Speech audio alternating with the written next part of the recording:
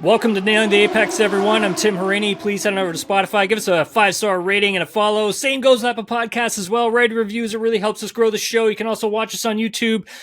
You may want to watch us on YouTube for this one. I'm going to start sharing some video elements for this particular episode just so you can have an understanding of where we're taking this entire show today. If you had paid attention to my Twitter, broke some news on Monday that the FIA had approved Andretti Global's application to get an 11th F1 team onto the grid. So Andretti kind of has, one foot in the door at the moment. The FIA is happy with their application. They took them through a 2-phase process, and that took quite a bit of time. Now all that is left for the Andretti application is to speak with F1 or FOM, and essentially what's going to be happening there is they have to have commercial discussions. But, there's been a lot of pushback from F1 and from the teams about having this 11th team come onto the grid. And so I reached out to Andretti Global on Monday, and they provided a statement, which you can see here. Quote, Andretti Cadillac is honored that the FIA has approved Andretti Formula Racing's expression of interest for the Formula One World Championship. We appreciate the FIA's rigorous, transparent, and complete evaluation process and are incredibly excited to be given the opportunity to compete in such a historic and prestigious championship. The formation of this distinctly American team is an important moment of pride for all our employees and fans. We feel strongly that Andretti Cadillac's deep racing competencies and the technological advancements that come from racing will benefit our customers while heightening enthusiasm for F1 globally.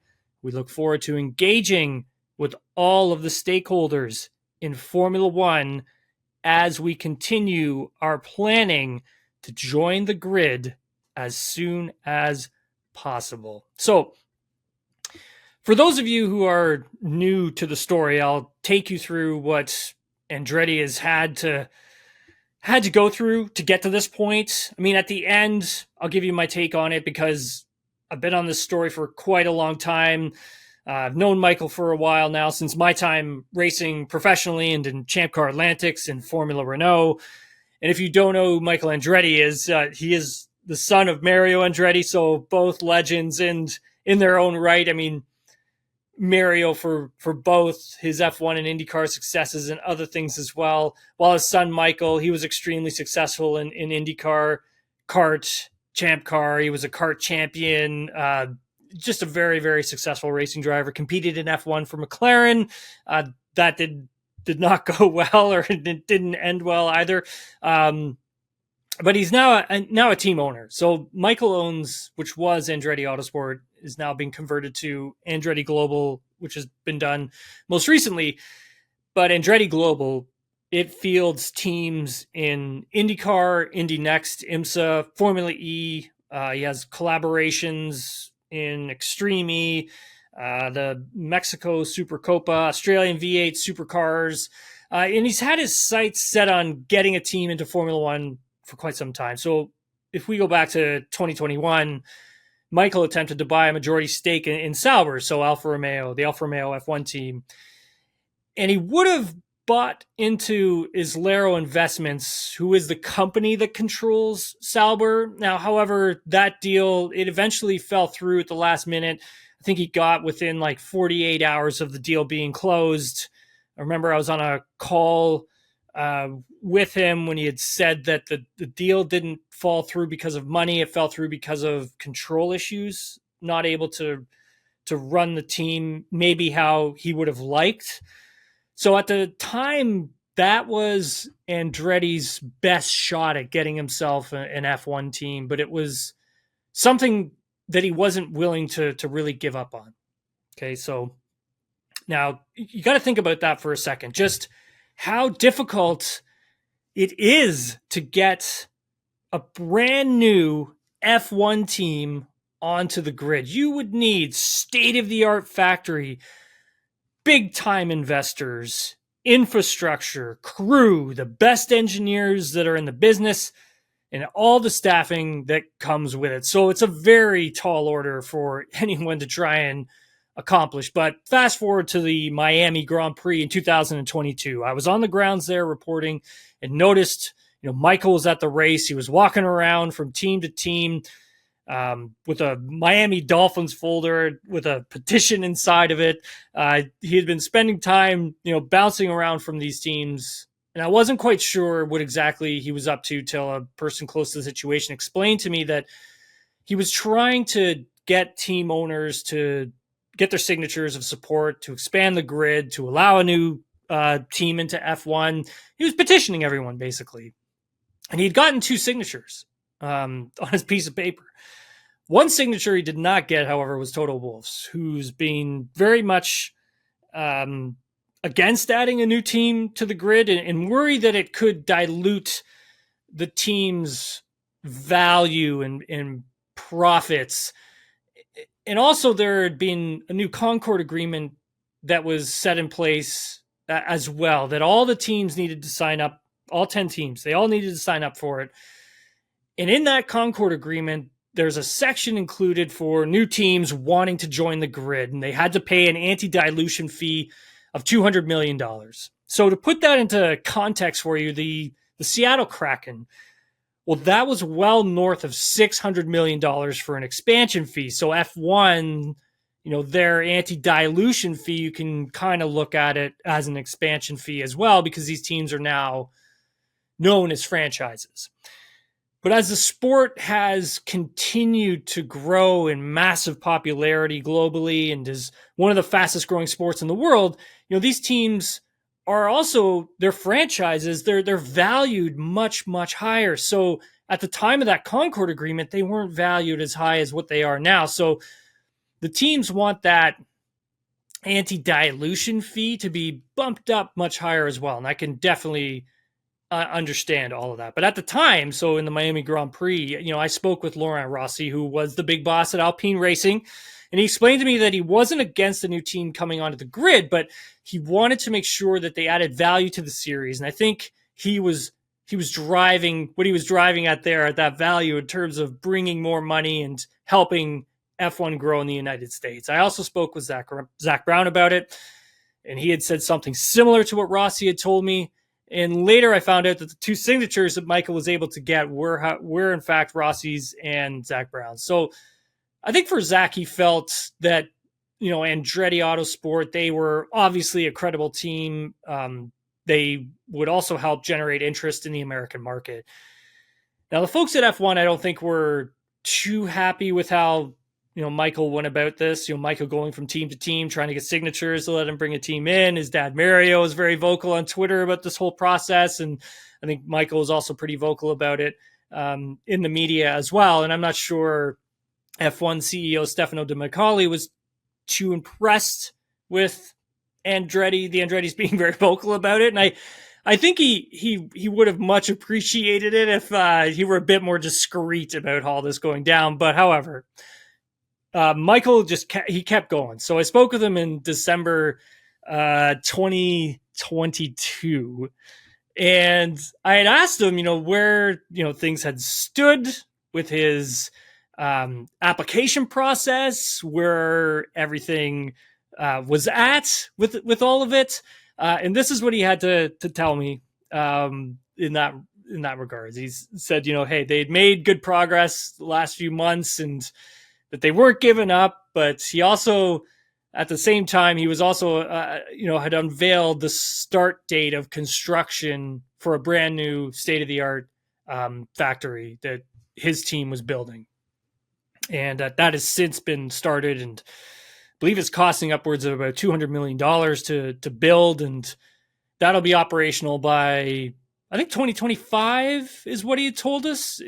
In it inside of this massive factory, that will hold a lot of the company's racing operations, the ones that I had mentioned previously, like IndyCar, Indy Next, Formula E, et cetera, but also part of the F1 operation at the same time. Then the following month, January 2023, so the president of the FIA, Mohammed Ben Sulayem, he actually put out a tweet, and basically inside that tweet, he was explaining that he was opening up the FIA, so the expression of interest for potential teams to get involved in Formula One, but he had really caught a lot of folks off guard by posting that tweet. It stated that he had asked,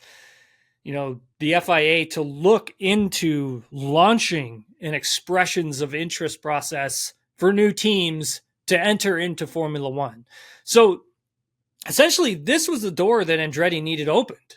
But F1 still seemed a little bit resistant to fielding new calls for new teams on the grid. But I mean, at the end of the day, like, the FIA was doing their job, right?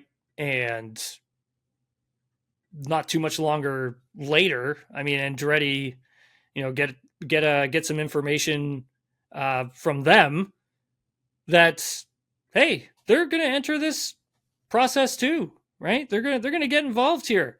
January 5th, I got a message.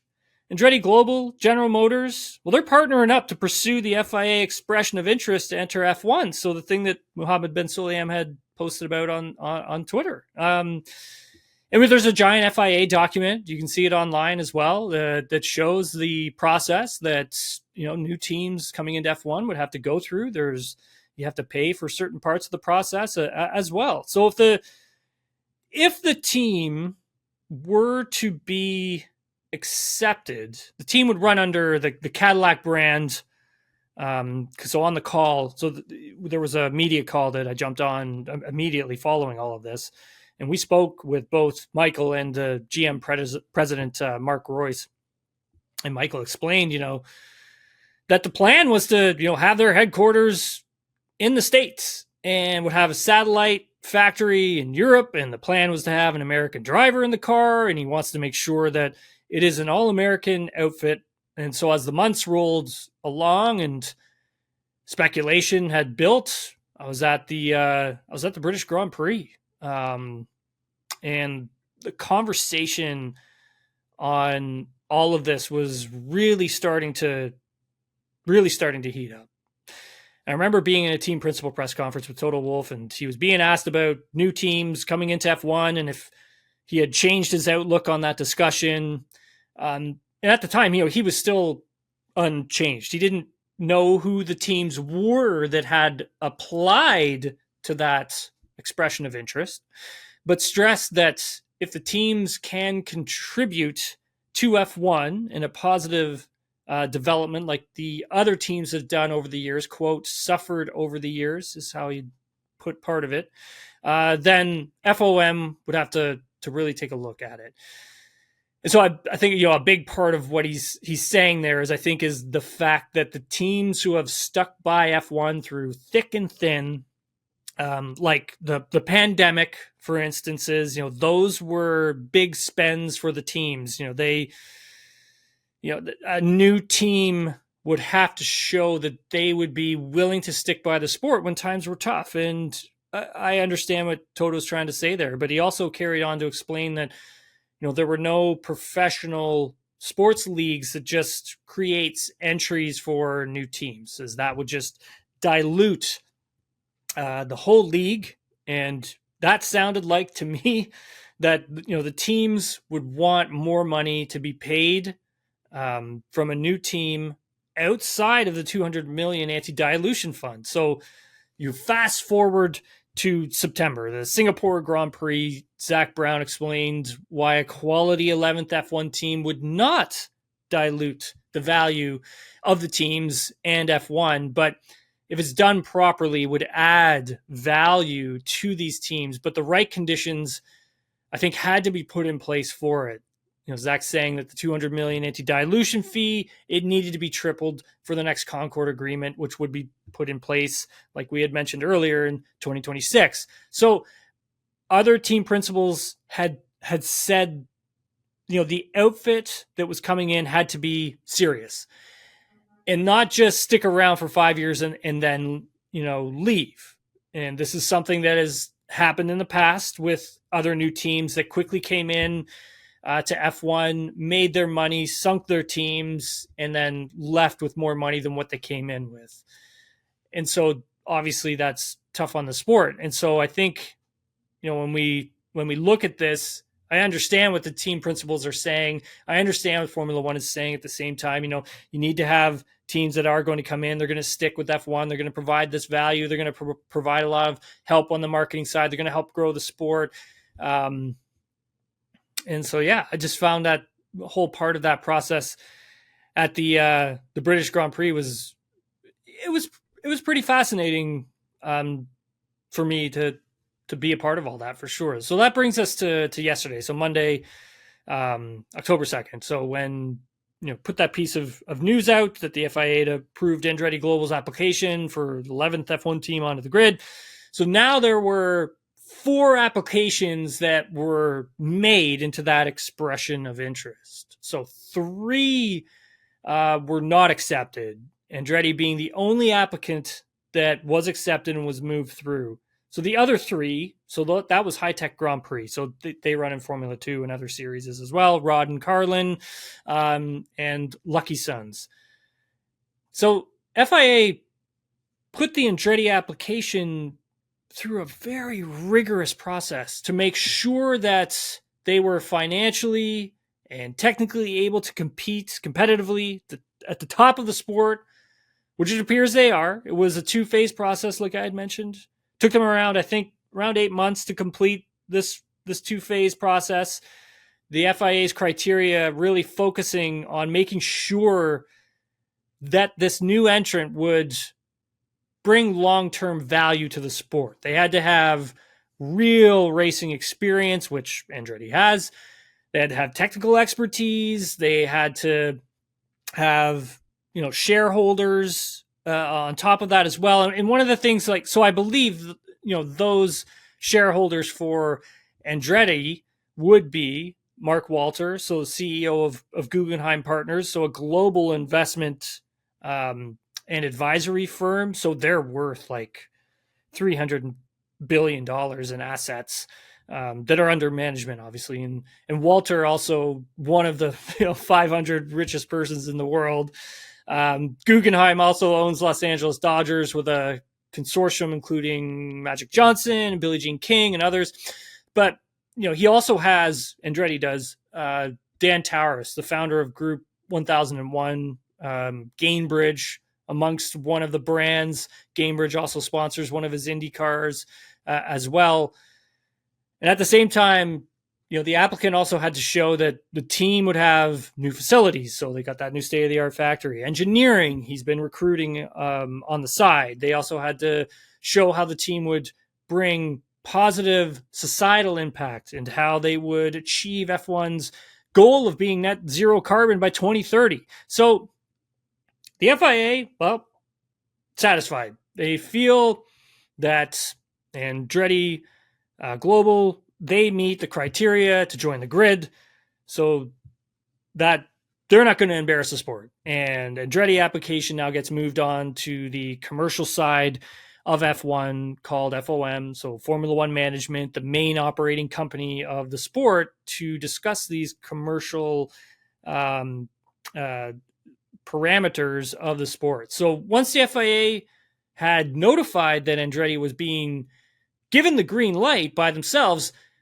they had done their job. It's like I said, it's moved on to FOM, and now it's your turn to sort of deal with all of this FOM. So F1 immediately sent out a message saying, quote, "We note the FIA's conclusions. We will now conduct our own assessment of the merits of the application." Now, this is where I think it's going to get pretty interesting. So the teams aren't interested in sharing the commercial funds. They don't want their franchise values driven down because now these teams are healthy, they're making money, they're franchises. These are franchises now. We actually have franchises in Formula One. This is where the sport has come to, and they're worth a lot of money. And F1, they on their side, F1 wants manufacturers to join the grid. OEMs like Audi coming to the grid and Ford. And in the past, there was potentially for Porsche too that was talking about coming to the grid. I don't think F1 really wants like brand new teams. But Andretti did get a manufacturer on board with his team, which is at the same time a massive task in itself. And that manufacturer, like I'd mentioned, GM, which would run under the Cadillac brand. So GM for them, I think, essentially they've said, look, we're coming in with Andretti and F1, and if we can't, then we won't. So GM won't be building like engines for the Andretti team. I think Andretti Formula Racing, well, they would have to be a customer and buy from one of the OEMs that are on the grid, like Alpine, Ferrari, Mercedes, Audi in 2026, Honda, Ford, the Ford and Red Bull powertrains division in 2026 as well. GM would most likely use this, I think anyways, as a branding or marketing exercise. Andretti wants to try and get a team on the grid for 2025, but the Concord agreement, that includes this round of anti-dilution fee of $200 million. He would still be required to sign up for the 2026 Concord agreement, which, when looking at the anti-dilution fund now, that's most definitely going up as that deal comes to a conclusion at the end of the 2025 season. And so there's this interesting sort of, void with this Concord agreement, this anti-dilution fund, when it's ending, when the new one needs to begin, and all these other teams need to sign up to this new one as well. So I think if F1 says no, then I think there are some reports that suggest that it could go to EU courts. It is possible that Andretti could race in F1 without a commercial agreement, I think, but then would they be allowed to be shown on TV? I don't think so. They wouldn't be able to make money from the championship. They couldn't use F1 logos on promotional materials and things of that nature. Essentially, it wouldn't be a good idea for Andretti to do that. But it's hard to say if they will get in or they won't, because we haven't seen what their application is. We don't know what's inside of it. It hasn't been made public, so we don't know everything that is involved with their side of the application process. But if it's a yes, I think that would make a lot of fans happy. At the end of the day, we would get more storylines to follow. There's another pipeline for driver talent that normally falls by the wayside. And I think it's important to have another American team on the grid. And you've got a team that is steeped in racing tradition. So Andretti stuck by IndyCar when times were really tough. Trust me, they were really tough. But he stuck by them, stuck by the series. He helped them get back up on their feet.